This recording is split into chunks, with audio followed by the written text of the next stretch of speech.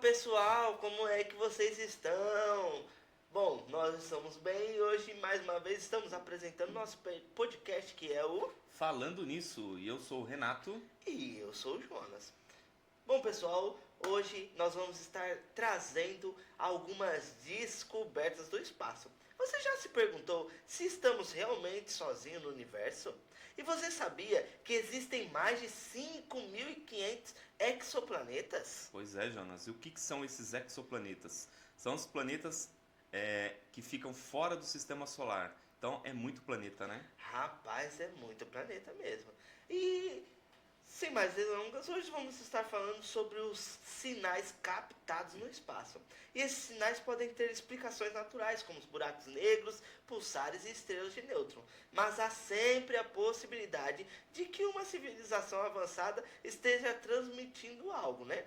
Bom, acredito que não seja para nós, né? Porque não é possível Quem teria interesse, né? nessa civilização nossa. Pessoal, não mandem mensagem pra gente.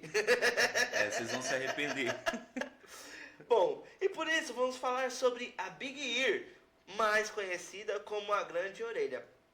Essa Big Ear é uma antena de radiotelescópio bem grande, do tamanho de um campo de futebol. E a nossa mídia vai estar colocando aí na tela aí para vocês estarem olhando aí, vendo como é que ela é.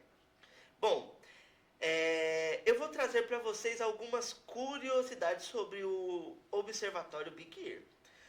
A construção ela foi iniciada em 1956 e começou a operacionar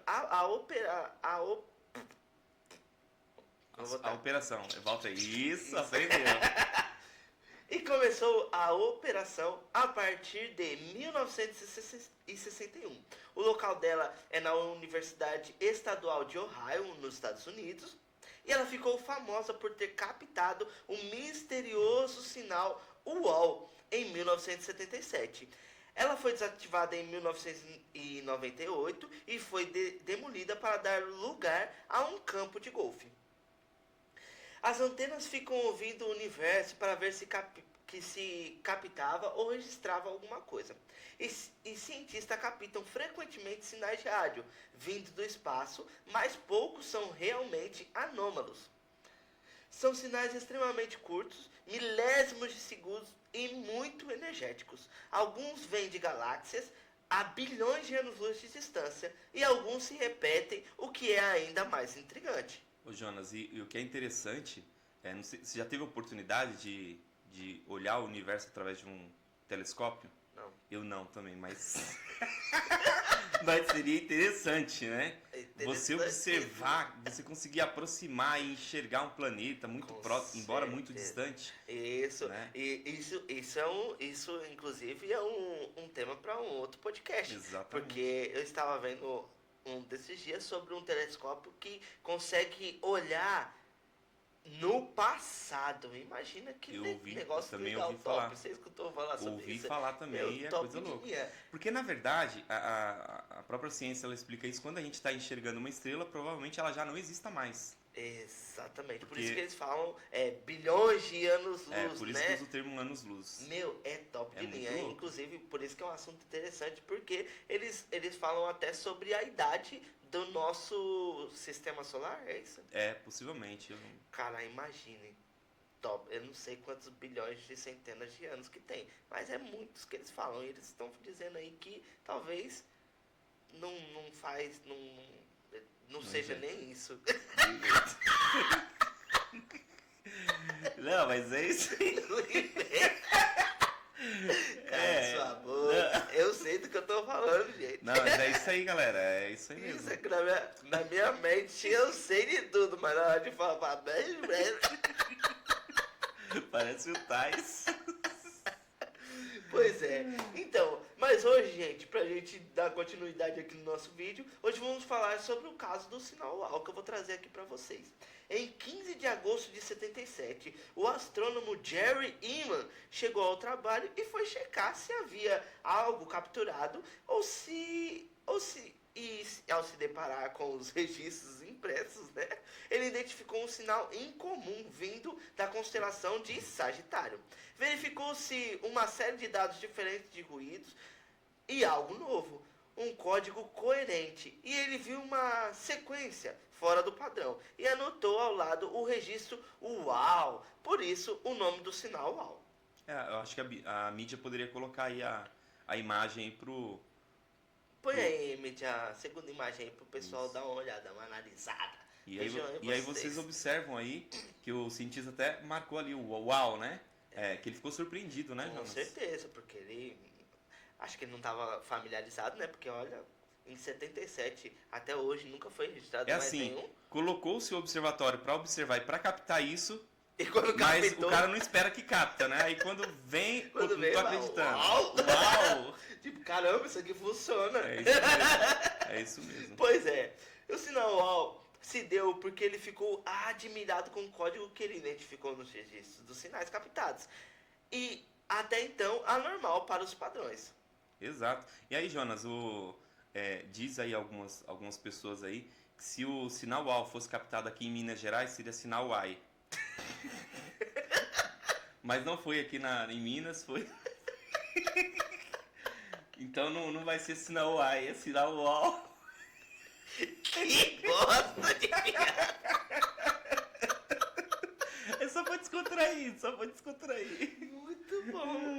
Eu fico me perguntando quem foi que Escreveu. que inventou o sinal Wi-Fi. Uai! Eu entendi a referência. Ai, caramba. Essa me veio agora na cabeça. Se o sinal fosse na Bahia, não tinha descoberto o sinal até hoje, que o cara tá com preguiça. Ah, não, eu não vou lá ver não, deixa pra lá. Deixa que eu vou depois. Ai, gente, rapaz. Gente, é só pra descontrair. Desculpa. E falando nisso, vamos ouvir por alguns segundos o áudio captado pela antena. Não quer dizer nada para nós. Porque eu... E cadê o áudio? O áudio tá...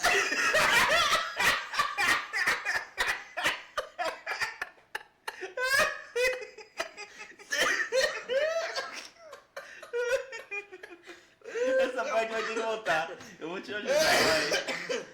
Ai, cara, que engraçado. Não, aí. Põe aí. Pessoal, foi só apenas um erro de cálculo. Vamos estar transmitindo aqui os sinais para vocês. Os sinais, eles mantêm um padrão e por alguns segundos, ali milésimos de segundos, identificou-se um sinal fora do padrão. Certo. É uma coisa mínima, né? E é através desse som aqui que foi captado. Mas vamos lá, segue aí, Jonas. Meu Deus do céu, se o cara falou uau pra isso aí, o que ele escutava, né? Exatamente. Bom, gente, vocês já escutaram aí, é um sinal que realmente marcou aí e para não ficar só nas nossas palavras sobre essa explicação do sinal UAU, vamos falar aqui rapidamente sobre o paradoxo de Fermi. Renato, fala pra gente de forma rápida aí o que seria. Então, vai ser interessante a gente dar um rápido resumo para o pessoal entender o que você vai falar mais adiante. Correto. O paradoxo de Fermi, ele é um conflito entre um argumento de escala e a probabilidade e a falta de evidências. Dentro do paradoxo de Fermi, existe uma explicação do porquê não encontrar evidência de vidas no universo, que é a hipótese da floresta negra, ou hipótese do medo, Jonas. Top! Em outras palavras, a hipótese da floresta negra seria a existência de civilizações com medo de se expor. Que eu acho que é mentira. Com receio de que outra civilização a descubra. E sendo mais evoluída, haja o extermínio. Gente, a gente não consegue exterminar nem a infestação de barata, quanto mais uma civilização. Mas aí que vem a surpresa, eles não sabem, né? A ideia, a explicação é essa, que eles não sabem quem que tá captando. Graças a Deus, né? Porque se eles descobrissem, infelizmente para nós, ó. Exatamente. Né? E tudo isso por conta do possível interesse de uma civilização subtrair, conquistar tudo de tecnologia que a outra civilização possua. Neste caso, só através do extermínio, o que resultaria em uma guerra intergaláctica. Meu, pelo amor de Deus, os nossos aviões vivem caindo. Como que a gente vai ganhar no espaço? É difícil, tem que chamar o Thor, os vai personagens ter, com aí. certeza, os Avenger. Avenger, tá certo? Não sei não, mídia, fala aí. Avenger, a nossa mídia aí, ó, super estudada, olha onde ela veio parar. Trabalhando a troco de balinhas. Renato, como você entende essa explicação da Floresta Negra? Então, Jonas, uma explicação bem simples. Imagina que você está entrando numa floresta e você ouve um rugido. Um rugido. Vamos falar que você está entrando de noite. Você está no escuro, você não está enxergando nada. E aí você ouve um rugido. Você não sabe que bicho que é, mas você se assusta. Com certeza. Você se acha impotente e aí você corre. E aí você corre, né? O que você faria? Você eu iria correr, com certeza. ia sair e tal. Então, o que a ciência ela explica? Que essa floresta negra seria possivelmente, quando nós identificamos esse sinal, captamos esse sinal, essa civilização intergaláctica, ela identificou que nós captamos e ficaram com medo. Eles identificaram que a gente pegou esse sinal que eles mandaram. E aí eles se esconderam e por isso que a gente nunca mais teve um sinal parecido com esse. Rapaz, eles se esconderam. É uma das explicações da Floresta Negra. Das hipóteses. Das né? hipóteses. No caso, a floresta é a galáxia. Exato, com certeza. Nossa, top, muito top. Bom, até hoje, embora hajam duas explicações para o sinal UAU, ninguém sabe de fato a sua origem.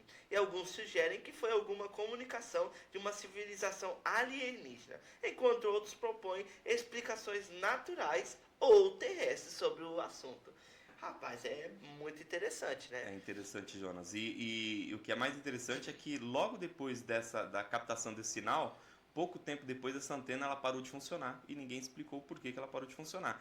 Então, antes de destruírem, igual você falou, né, que transformaram num campo de golfe, ela parou de funcionar. Tudo bem que aparentemente já era velha, né? Já não estava funcionando legal. Então o cientista falou, uau, tá pegando. Exatamente, Jonas. Pois é, rapaziada. É por isso que a gente está trazendo essa informação. Claro que para nós também isso é tudo muito novo, porque a única coisa que a gente conhece aqui é o UAU. Uau. Desculpa. Na verdade, eu não entendi a piada, mas se você quiser repetir ela de novo... Eu também não entendi, eu fiz a piada, então, bom, vamos retomar então. Por favor. Jonas, como a gente falou da Big Ear, vamos também falar sobre o Observatório Arecibo, que ele ficava em Porto Rico e durante anos ele foi a maior antena de radiotelescópio que tivemos. E aí eu vou explicar porque eu disse que ela ficava em Porto Rico. Certo. Então, da mesma forma que você trouxe ali a explicação, a curiosidade da Big Ear, eu vou falar sobre a Arecibo, tá? Ela teve a sua construção iniciada em 1960, ela teve a sua inauguração em 1963, e ela ficou famosa pela emissão da mensagem de Arecibo de 1974. Ou seja, enquanto a Big Ear recebeu, captou um sinal, nós enviamos. Boa. Né? Então é interessante. E aí o que aconteceu? Em 1º de dezembro de 2020, agora, recentemente, ela colapsou. Né? Inclusive alguns dizem por aí, algumas pessoas até de renome aí da mídia, dizem que foi um furacão que pegou e destruiu ela, mas não. A gente dando uma estudada mais aprofundada sobre o assunto, a gente identificou que simplesmente os cabos se romperam e são estruturas muito pesadas, consideradas com mais de 900 toneladas. Inclusive vou pedir para a mídia pôr a imagem 3, que é a imagem de Arecibo, né, para o pessoal ver como que era a instalação. E agora já põe a imagem 4 aí, para o pessoal ver como é que ficou após haver um colapso. Né? E há uma outra explicação, ô Jonas, que você falou aí que existem duas explicações para o sinal UOL, né? Certo. E aí uma outra explicação para esse sinal UOL que foi divulgado dia 15 de agosto de 2024, ou seja, o ano passado. Bem recente. Eles iniciaram esses estudos de 2017 a 2020, e aí teve esse colapso, certo. E aí possivelmente houve alguma interrupção, e eles voltaram com alguns equipamentos inferiores, porque já não tinha mais aquele observatório. Sim. Mas com os dados que eles tinham, eles conseguiram, eles trouxeram uma outra explicação. A equipe propôs que, na verdade, esse sinal UAU original ele pode ter sido causado por um aumento repentino no brilho de uma nuvem fria de hidrogênio, desencadeado por eventos astronômicos violentos como explosões de magnetares ou repetidores de raios gama suaves. É uma explicação mais chata, né? Sim. Mas a ciência acabou trazendo uma outra explicação que tirou aí a esperança de muitos cientistas de acreditar que existe civilização intergaláctica ou fora do nosso sistema solar ou fora da Terra, né? Mas tudo isso seria especulação, né? Porque no universo imenso que é o nosso, né? Nós estamos falando de uma galáxia, né? Quantas galáxias não existem? Não é possível que nós seríamos realmente os únicos, né? Eu acredito que possa ter, sim. Você acredita, Jonas? Sim. Você que é um cara protestante. Certo. Como é que você traria luz a essa civilização existente? Oh, trazendo a luz da Bíblia. A luz da Bíblia.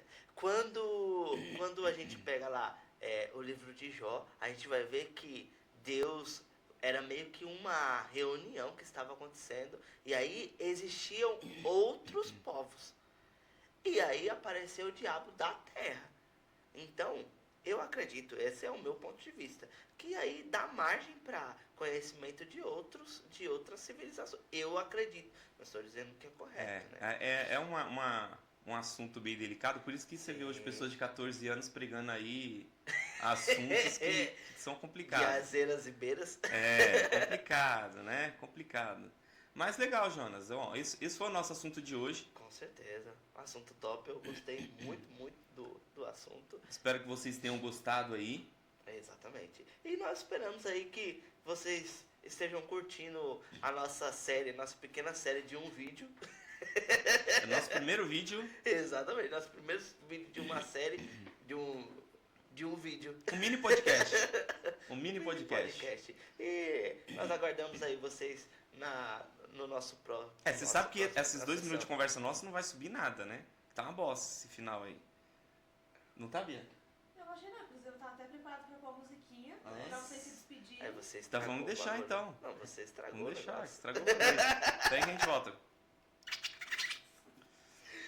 Bom, galera, foi isso. Nós esperamos que vocês estejam curtindo aí o nosso conteúdo e esperamos poder trazer mais conteúdos desses ou similares ou diferentes, quem sabe. Exatamente, Jonas. Quero agradecer a vocês aí. Esperamos que vocês curtam, compartilhem e se inscrevam no nosso canal aí. Por favor, nos sigam lá nas redes vizinhas, que vocês sabem quais são. E aguardamos vocês aí no próximo vídeo. Exatamente. Show de bola.